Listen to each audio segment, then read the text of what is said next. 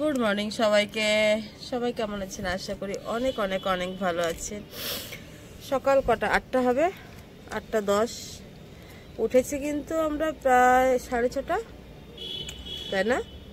ওই 6টা হবে। তো ততক্ষণ বিছনার ভিতরেই ছিলাম। দাদা বাজারে গেল, চা খেয়েছি একবার, তো বললো ঢুকে পড়ো ঢুকে পড়ো, আমাকে বললো ঢুকে পড়ো কম্বলের ভিতরে, একদম বেরোবে না। আর উনি যথারীতি বাজার চলে গেলেন। তখন উঠে উনুন টুনুন ধরিয়ে দিল। এবার আমি চলে এলাম ছাদে, এসে জল ফল দিলাম চারিদিকে। আর এই দেখুন এখন ছাদে এসেছি, একটু রোদে বসেছি, কি আরাম লাগছে। গলাটা শুনে বুঝতেই পারছেন, এই সবে ঘুম ভাঙলো। আর দেখুন চা, আর সেই সাথে এরিনের কুটি কুটি রুটি এরিনের কুটি কুটি রুটি। আর এটা হচ্ছে আমার চা। আমার চাটা বেশ ভালো, নীল কাপে। পাথরের কাপ বানাবে এবার থেকে, কারণ কাপ আমাদের বাড়িতে টিকছে না, পাথর দিয়ে কাপ বানাতে হবে। আর এনাকে দেখুন কি অবস্থা, একদম শীতে পুরো প্যাকিং শ্যাকিং হয়ে আছে, কারণ এখনই বাজার থেকে এলো। রুমাল আছে, মাফলার আছে, সোয়েটার আছে, এই জ্যাকেট আছে, কারণ এর না ঠান্ডাতে খুব হাঁচি হয়, তারপর ডাস্ট অ্যালার্জি আছে, নাক একে বাঁধতেই হয়। তা চলুন সকাল সকাল চাটা খাই, তারপর সারাদিন কি কি করছি দেখি। সোনুর ফুলকপির সবজি বসে গেছে, এদিকে জল ফুটে গেছে তপন চায়ের। এখানে শাক, আর এখানে ফুলকপি মাছ বসিয়ে দিলাম। এখানে কি আছে, শাক রান্না আছে, বাইরে সয়াবিন কাটা হবে, এবার আলু সিদ্ধ রেডি হচ্ছে, ডাল হয়ে গেছে।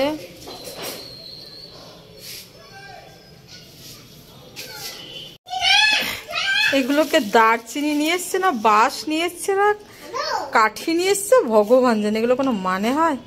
হ্যাঁ ওই এটা দিয়েই হবে তোর, এগুলো দারচিনি। রাখো রাখো, মশলা বাটবো। এতটা দারচিনি, মানে 200 গ্রাম দারচিনি আছে। একবারে না অনেকটা করে গরম মশলা বানাই, এই যে অল্প করে বেটেছিলাম, মশলা একদম শেষ, গরম মশলা বাড়ন্ত হয়ে গেছে। গোলমরিচ, লবঙ্গ, জায়ফল, এলাচ, গোলমরিচ আনতে বলেছিলাম, আনেনি, এর ভিতরে আছে কিনা কি জানি না, আর এলাচ ফেলাচ সবই আছে। কি করছো তুমি? এদিকে ঘোরো একটু, করো করো করো, ব্রাশ করো করো, আয়নাতে ব্রাশ করো।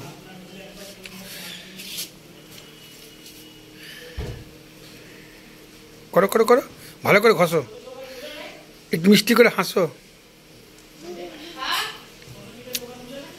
ব্রাশ করো ব্রাশ করো ব্রাশ করো ব্রাশ করো ব্রাশ করো।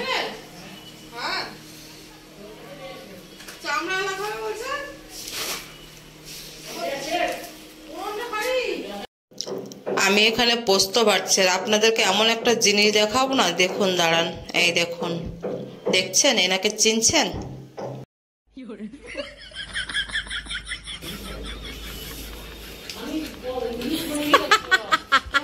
তোর মাথায় কি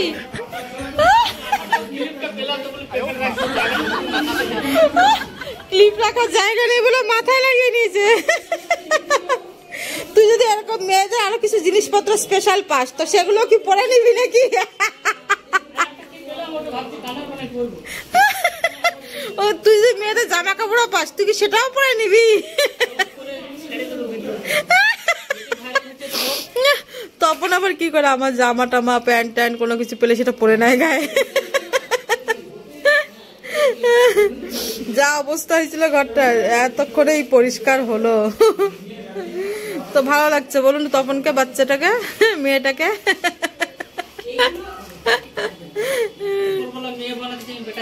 বেটা ছেলে বানিয়ে দিয়েছে, তাই না? হ্যাঁ, এই সাইড দিয়ে তোকে ভালো লাগছে।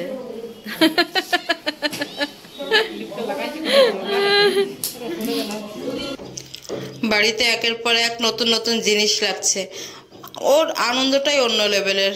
আপনাদেরকে বলে বোঝাতে পারবো না। যারা একটু একটু তিল তিল করে কষ্ট করে বাড়িঘর বানায় তারাই বুঝতে পারে যে যখন একটা একটা করে রুম রেডি হয় না, তখন তার আনন্দটাই অন্যরকম। এই যে সেই বাথরুমটা, যে বাথরুমটা আমাদের হয়ে গেছিল, দরজা অর্ডার দেওয়ার পরে 1 সপ্তাহ পরে এসছে, 1 সপ্তাহ কি 12-13 দিন পরে এসছে।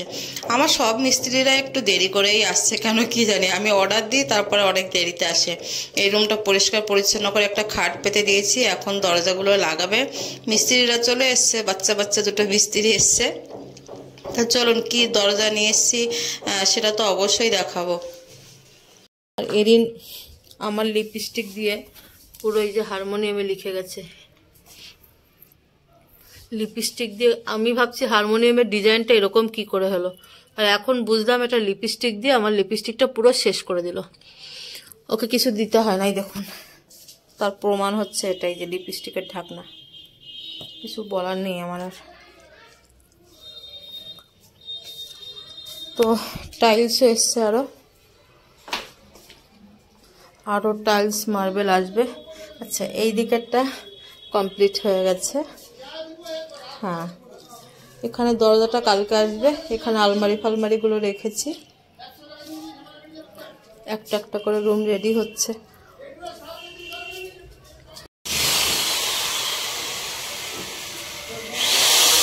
কি হলো তপন, কি হয়েছে? ও বাবা, এখানে এত মেশিন পত্র চলছে।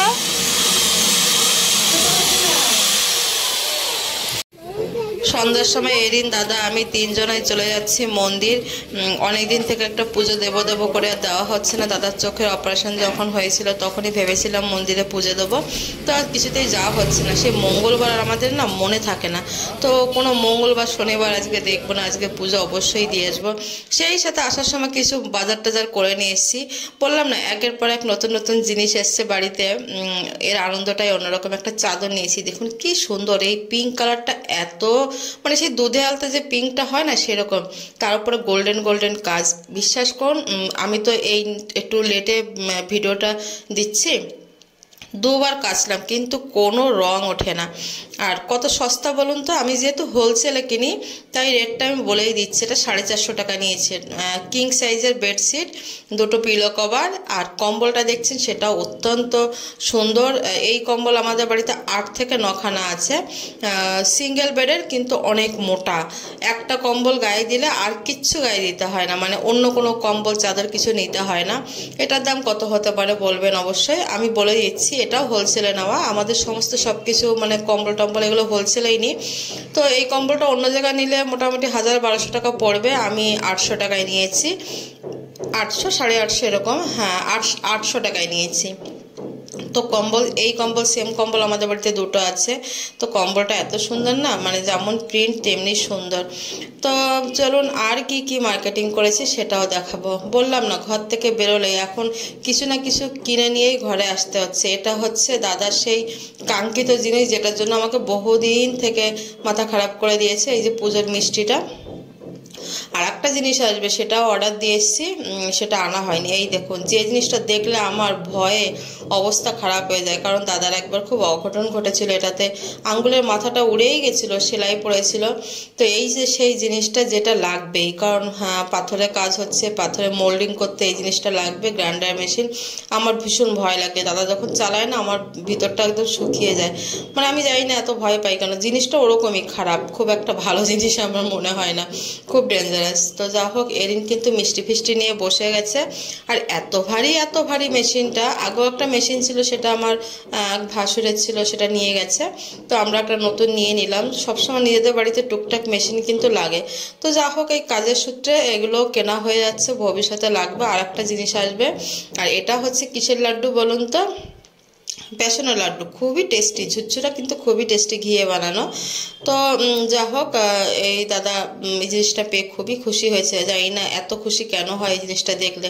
একবার এতটা হাত কেটেছিল যে একটা আঙ্গুলের মাথা উড়ে একদম ঝুলে গেছিল, জানেন তো, সে কত সেলাই পড়েছিল। সারাদিন কাজ করার পরে এখন শুয়ে আছি। মশারি আমাদের বিকাল হলেই টেনে যায় এরিনের জন্য। হাত পাগুলো এমন ঠান্ডা হয়ে গেছে, সন্ধ্যার সময় হাত মুখ ধুয়ে এসেছি, সারা শরীরটা না, জীবনটা মনে হচ্ছে ধুলো ধুলো হয়ে গেছে, জানেন তো। ঠোঁটগুলো দেখছেন, আর আমার চেহারা এত কালো হয়েছে, এত কালো হয়েছে যে বলে বোঝাতে পারবো না। আমি সকাল 8টা, 8:30 থেকে বিকাল 4:30 অবধি ছাদে থাকি। এর ভিতর শুধু 1 ঘন্টা আমি নিচে আসি, দুপুরে 1টা থেকে 2টো। আমার কাজ হচ্ছে মিস্ত্রিদেরকে কাজ করানো, কাজ দেখানো। না থাকলে এত ভুল করে যে বলে বোঝাতে পারবো না। চলুন, এতটাই ঠকে গেছি, এতটাই টায়ার্ড হয়ে গেছি, শুয়ে শুয়ে 2 কাপ চা খেয়ে ফেললাম।